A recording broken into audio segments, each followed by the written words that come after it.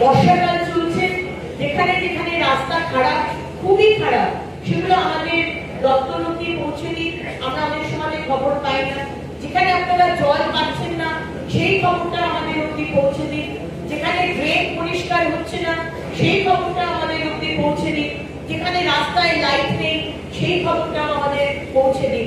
বিশ্বাস রাখুন, শুধু আপনি পৌঁছে দিন, তারপর কাজটা করার দায়িত্ব আমার এবং আমার। রিপোর্টার বলছি না, কারণ রিপোর্টার মানে পাবলিকলি বললে কি সমস্যা আছে।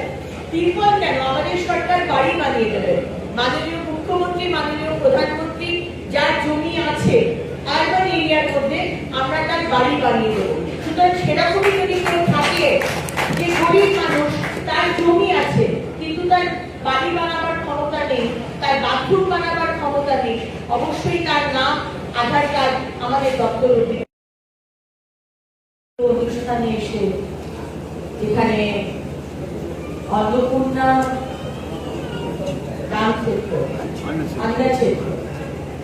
অন্নক্ষেত্র যে আজকে যেখানে আমরা রয়েছি, সেটা সন্তোষ ভাইয়াজি তিনি শুরু করলেন। এবং আমি আজকে এখানে আসতে পেরে আমি সত্যি আমার এত গর্ব হচ্ছে যে আমি এখানকার মেয়ে, আপনাদের বাড়ির মেয়ে। পরে আমি বিধায়ক, পরে আমি মন্ত্রী, কিন্তু আগে হচ্ছে আপনার বাড়ির মেয়ে। আর আমার সেই বাড়ি থেকে এরকম একটি সুন্দর কার্যক্রম একদিনের নয়, প্রতিদিন 500 থেকে 700 লোক সকালে মানে দুপুরে এবং রাত্রে তারা খাবে। এবং যা খাবারের যা মানে কথা শুনলাম, 3 রকমের সবজি, ডাল, মিঠাই, অনেক কিছু থাকবে। এটা মহাপ্রসাদ বলা হচ্ছে।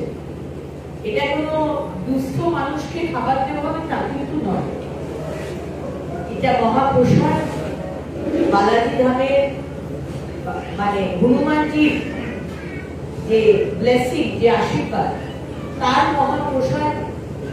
যে কোনো মানুষ এসে এখান থেকে সেই প্রসাদ নিতে পারবে। এবং এত বড় একটি কার্যক্রম ব্যবস্থা করার জন্য আমি সন্তোষ ভাইয়াকে অনেক অনেক শুভেচ্ছা। সারা বালাজি ধামের সমস্ত মানুষ যারা যুক্ত আছে সবাইকে শুভেচ্ছা জানাই।